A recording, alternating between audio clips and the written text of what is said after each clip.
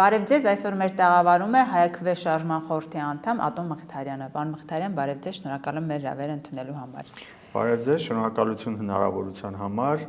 եւ Հայաքվեի նոր երևի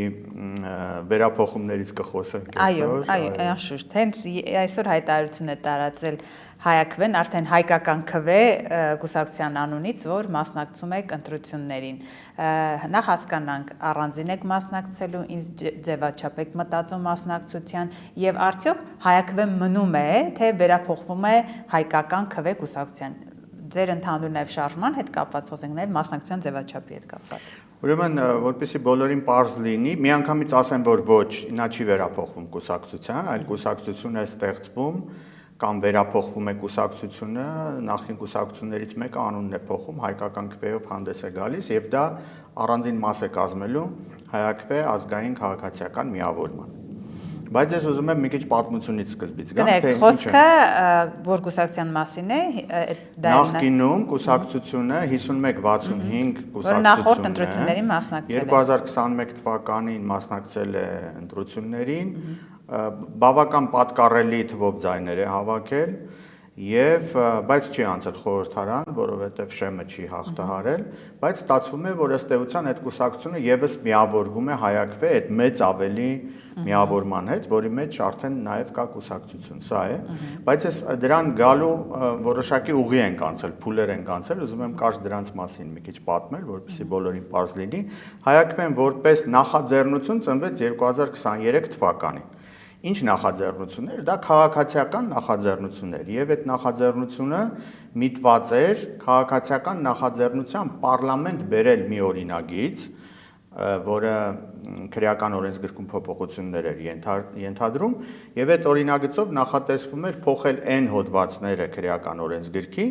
որոնք վերաբերում են հայոց ցեղասպանության ուրացմանը, այսպես ուղիղ կարող ենք ասել, եւ Արցախի հանրապետության հանկարծ ճանաչմանը որևէ այլ երկրի կազմում եւ դրանք քրեորեն հետապնդելի էին դառնալու, եթե այդ օրինագիծը ընդունվեր ազգային ժողովի կողմից։ Եվ այդ քաղաքացիական նախաձեռնությունը Հայաստանի պատմության մեջ առաջին քաղաքացիական նախաձեռնությունն էր, որը օրենսդրական նախաձեռնություն էր եւ պարլամենտին ասում էր, որ այսքան մարդ ուզում է այդ փոփոխությունները, իսկ այդքան մարդը 58000 մարդ էր։ Եվ այդ լավ կլինի, որ դուք ընդունեք այս օրենքը, եւ դա 2023 թվականին էր, համընկավ այն, այսինքն ստորագրությունները հավաքվեց ամառվա ընթացքում շատ ավելի կարճ ժամկետում, քան նախատեսված էր օրենքով, եւ մեկ ամիս առաջ էլ ներկայացվեց ազգային ժողով, որպեսզի քննարկում կազմակերպվեն եւ այդ օրինագիծը ընդունվեր։ Բայց ազգային ժողովը մերժեց։ Ազգային ժողովը նախ մերժեց եւ դա համընկավ այն ժամանակաշրջանի հետ, երբ Արցախը դատարկվեց 2023 թվականի աշնան։ Այսինքն ստացվեց, որ այդ նախաձեռնությունը ըստ էության իշխող կուսակցությունը կամ մենք ասում ենք վարչախումբը փոքրիկ տապալեց եւ դրանից հետո Հայաքվեին ինչ էր մնում անել, այսինքն այդ նախաձեռնությունը մտածվեց, որ ավելի լավ է մի քիչ ավելի բարձր մակարդակի բարձրացնել եւ դառնա միավորում, որի մեջ ոչ միայն այդ քաղաքացիական նախաձեռնության մասնակիցները կլինեն, նաեւ մտահոգ մարդիկ, այն մարդիկ, որոնք մտածում են այս հարցերի շուրջ եւ որոնք որոշակի դերակատարություն կարող են ստանձնել Հայաստանի ներքաղաքական կյանքում, բայց քաղաքացիական մակարդակով։ Մեզ միացան բազմաթիվ մտավորականներ, ուսանողներ, երիտասարդներ, տարբեր բնագավառների մասնագետներ, այդ թվում նաև ես օրինակ, հենց այդ ժամանակ, որովհետև շատ հոգեհարազատ էր այդ ուղղությունը եւ շատերը քանի որ խուսափում են օրինակ, չէ, հենց սկզբից ասում են, ես կուսակցությունից հեռու եմ, ես քաղաքականությունից հեռու եմ եւ սա շատ լավ հնարավորություն էր, որպեսզի շատերը միանային եւ Հայաքվեն ուժեղանար։ 2023 թվականի վերջից արդեն այդ գործընթացը սկսվեց, 24 թվականին ակտիվ մասնակցություն ունեցավ Հայաքվեն սրբազան շարժմանը, շատ անդամներ նաև սրբազան շարժումից միացան Հայաքվեին եւ եկանք հասանք այն ժամանակ, այսինքն հիմա եւ ընտրական գործընթացներում բավական շատ ակտիվ դիտորդական առաքելություն իրականացրեք, փուլերով անցակ։ Ապրեք, որովհետեւ դա այդ քաղաքացիական ազգային քաղաքացիական միավորման կարևոր սկզբունքներից մեկն էր։ հետևել, որպեսզի Հայաստանում ժողովրդավարությունը պատշաճ մակարդակով գործի եւ ոչ թե Հայաստանը գնա դեպի բռնապետություն եւ օրինակ մասնավորապես ես հենց այդ գաղափարի համար միացել եմ Հայաքվեին եւ դրա նպատակներ իսկ որն է տեսեք ամենաբարձր մակարդակը երբ որ մարդիկ մասնակցում են քաղաքական որոշումների կայացմանը եւ դա ըստ էության միայն ընտրություններն են եւ Հայաքվեն բոլոր 2023 թվականից սկսած բոլոր ընտրություններին իրականացրեց դիտորդական առաքելություն։ Մենք ունեցանք 2023 թվականի Երևանի ավագանու ընտրությունները, այնուհետև մենք ունեցանք Գյումրիի եւ Փարաքարի ընտրությունները եւ վերջերս արդեն 2025 թվականի աշնանը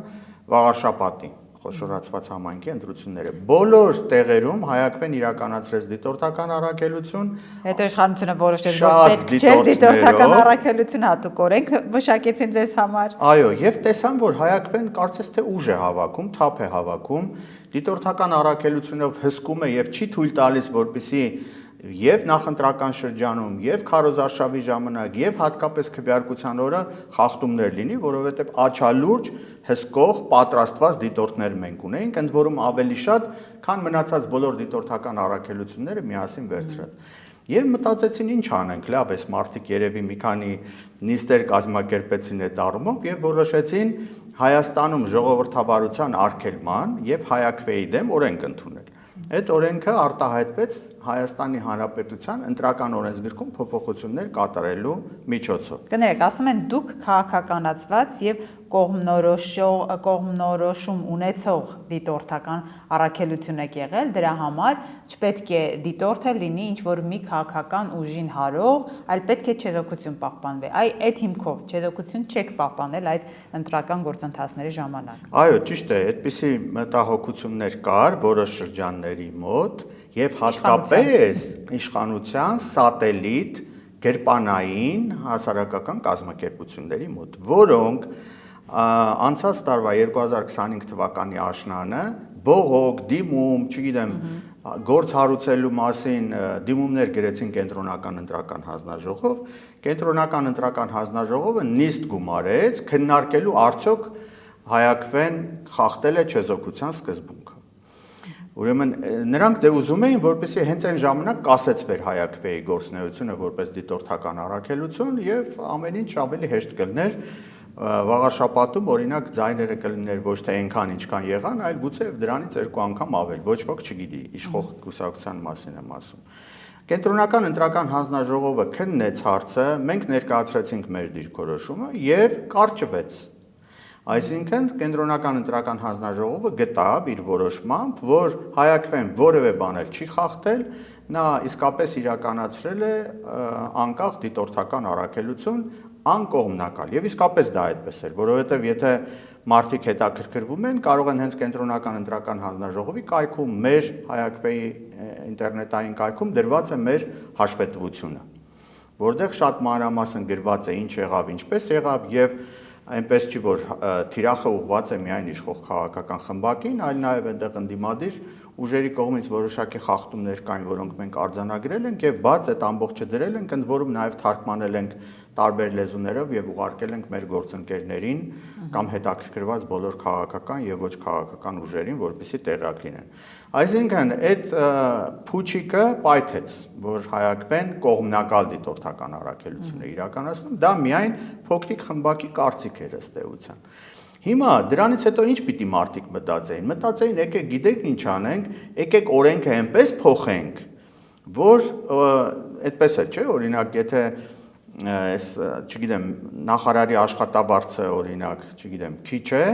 եկեք օրենքով շատացնենք, այդպես է այսօրվա մտածողությունը, կամ նրան պարգևավճար տանք, որը օրենքով դա ասում են կաշառքը օրինականացնել։ Այո, հենց այդ է։ Հիմա այդ նույն ձևի իրենք մտածեցին եւ օրենքում փոփոխություններ անել, որպեսզի Հայաքվեն այդ անունով առնվազն չկարողանա իրականացնել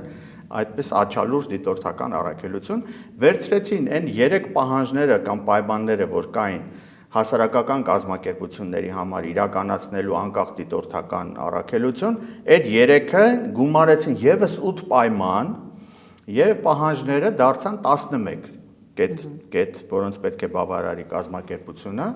եւ այդ 11-ից մեկը շատ սուբյեկտիվ պահանջ է կամ պայման է, որը հետեւյալն է մոտավորապես, որ եթե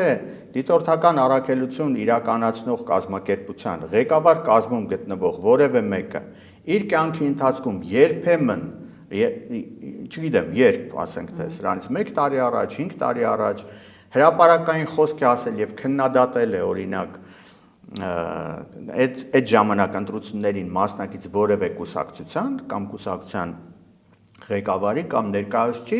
ուրեմն դա կարելի է դիտարկել կողմնակալություն եւ կարող են նրան արգելել։ Այսինքն մեզ ըստ էության Հայ-ԱԿՎ-ին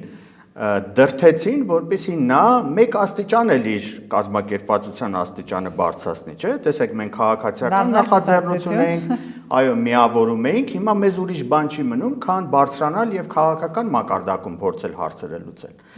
Հայ-ԱԿՎ-ն այլ խոսքով իշխանությունը ստիպեց, որ դուք կուսակցություն դառնաք։ Այո, ըստ էության, այս շատերը կարող են ասել, որ ուղիղ համագործակցություն կա այսօրվա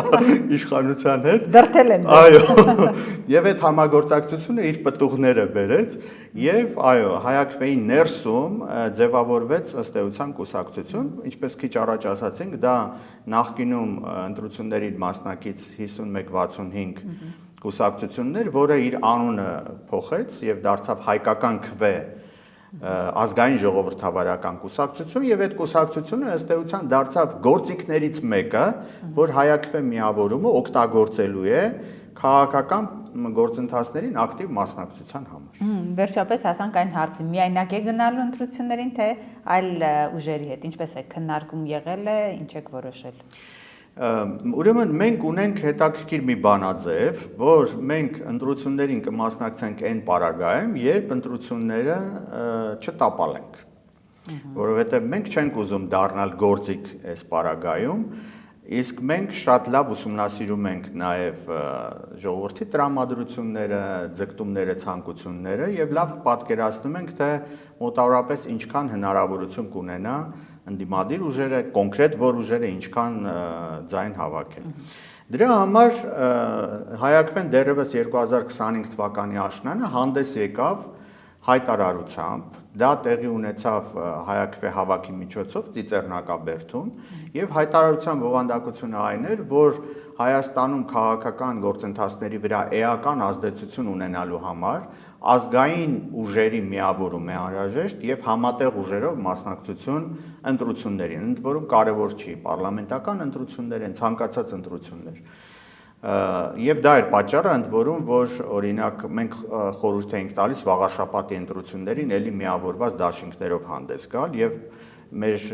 կանխատեսումները ճիշտ դուրս եկան, այն դաշինքները, որոնք միավորված ուժերով մասնակցեցին, կարողացան հաղթահարել եւ օրինակ վաղաշաբաթի ավականիում ունենալ խմբակցություն։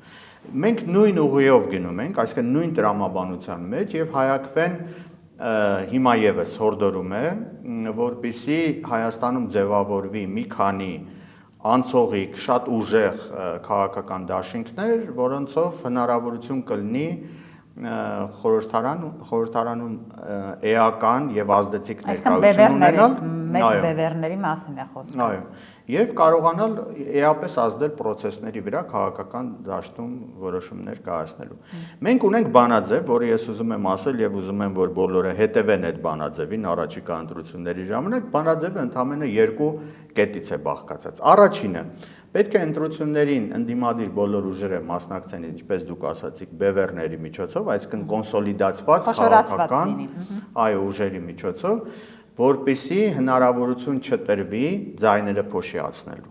որովհետև իմաստ չունի օրինակ մասնակցել եւ ընտրությունների ընթացքում հավաքել 2%, նույնիսկ 3% ձայն։ Դա աշխատելու է իշխանության օգտին։ Այո, ովքեր չգիտեն, ասեմ, որ այդ հավաքած ձայները բաշխվում են ըստ համամասնության բոլոր ուժերի վրա, որոնք անցնում են պարլամենտ։ Իսկ որ ուժը ավելի շատ ձայն է հավաքում, այնքան ավելի շատ ձայն տալիս է ըստ էության այն ուժերին, որոնք պարլամենտում ավելի շատ են ներկայացված։ Դա նշանակում է ձայների փոշիացում։ Եվ երկրորդ, այսինքն դա պետք է բացառել եւ դրա համար ընդդիմությունը ինչքան հասկանում եմ բոլորը կարծես թե արդեն հասկացել են, կմասնակցի 3-4 մեծ բլոկներով եւ ամենայն հավանականությամբ այդ 4 ուժերն էլ խորհրդարանում իրենց տեղը կունենան։ Սա առաջինը եւ երկրորդը, որ արդեն վերաբերում է քաղաքացիներին, անպայման մասնակցել քվեարկությանը։ Սա ինչի համար եմ ասում, որովհետեւ իշխող քաղաքական խմբակը ունի որոշակի ազդեցություն որոշակի մարդկանց վրա։ Դրանք հիմնականում պետական աշխատողներն են, ուժային կառույցների ներկայացուցիչներն են, ուրեմն քաղաքական պաշտոններ զբաղեցնողներն են եւ նրանց տակ գործող, նրանցից կախվածություն ունեցող որոշակի խմբեր, որոնք մեր գնահատմամբ ամենաշատը ձայներ, որ կարող են ունենալ, դա 15%-ն է, ամենաշատը։ Բայց հիշեք, այդ 15%-ը ողջ ժողովրդի 15%-ն է։ Իսկ այդ 15%-ը բոլոր ընտրություններին, այդ թվում նաև առաջիկա պարլամենտական ընտրություններին, անպայման գնալու է եւ մասնակցելու է քվեարկությանը։ Հիմա պատկերացրեք, որ ոչ բոլորն են գնում, չէ՞, որտեղ այդ 15%-ը միևնույն է գնալու է եւ քվեարկությանը մասնակցելու։ Եթե բոլորը գնան, իշխող քաղաքական խմբակը ամենաշատը կարող է ունենալ 15%-ի աջակցություն։ Հիմա, եթե կեսը գնա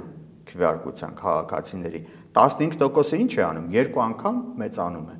Այսինքն ստացվելու է, որ այո, կունենա 30% աջակցություն։ Իսկ եթե կեսից էլ քիչ գնա, այստեղ արդեն այդ սահմանային լուրջ խնդիր այո, խնդիրներ է առաջանում եւ այդ 30%-ը կարող է ավելի շատ լինել։ Եվ դրա համար երկրորդ մեր բանաձևի երկրորդ կետն է անպայման աշխատել, որպեսզի բոլորը գնան, որպեսզի այդ 15%-ը հնարավորինս շատ չաճի։ Ընդ որում այդ 15-ը մոտավորապես եմ ես ասում, կարող է եւ ավելի մի քիչ է, մի քիչ գուցե եւ շատ է, բայց դա Բայց իրականում Փաշինյանն ասում է, կներեք, ասում է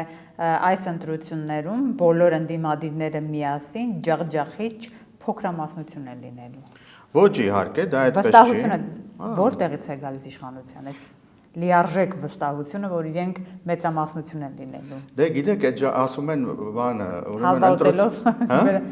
ասում են հալվա ուտելով բերան չի քաղցրանում։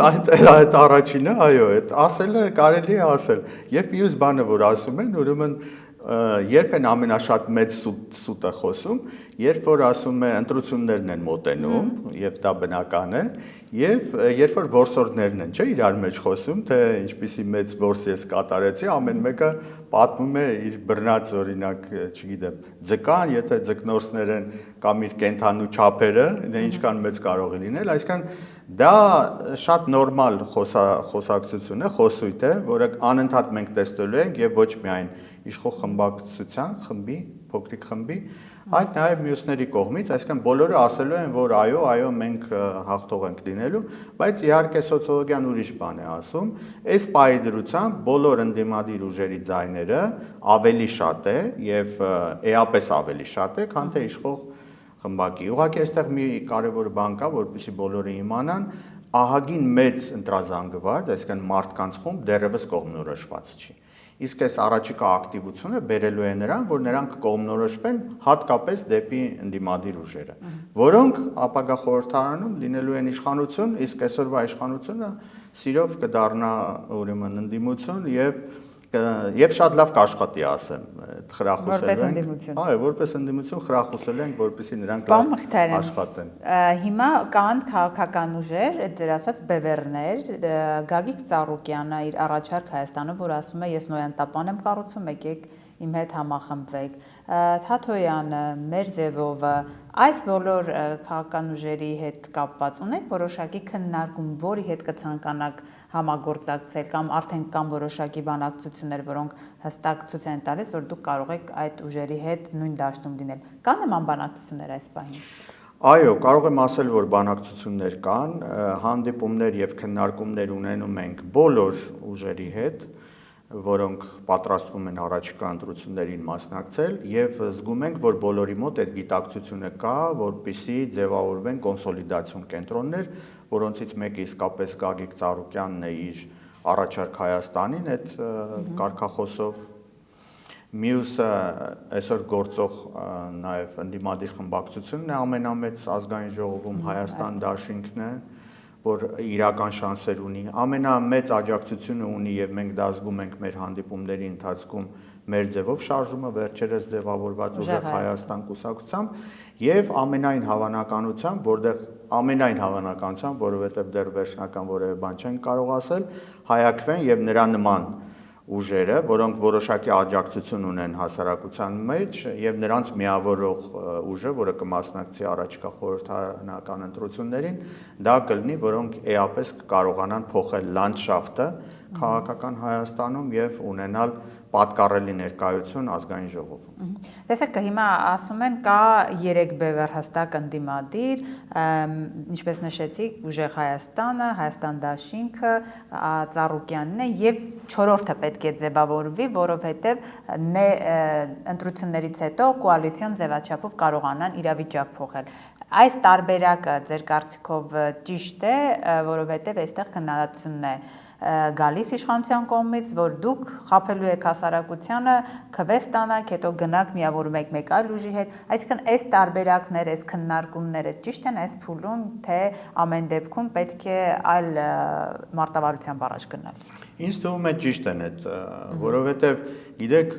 մեր ուսումնասիրությունները ցույց են տալիս, որ այդ ձեր արդեն ձևավորված բևեռներից որևէ մեկի ձայները էականորեն չեն ավելանալու, եթե այն չկողմնորոշված ընտրազանգվածի ձայները ներկայացնող փոքր կուսակցությունները նրանց միանան, որովհետև շատ մարդիկ քվեարկում են եւ նրանք հստակ կողմնորոշված են թեում, եւ նրանց մոտ ոգևորությունը ավելի է մեծանում ընտրություններին ընդառաջ, երբ որ տեսնում է որոշակի միավորումներ։ Եվ կարծում եմ, որ ավելի շատ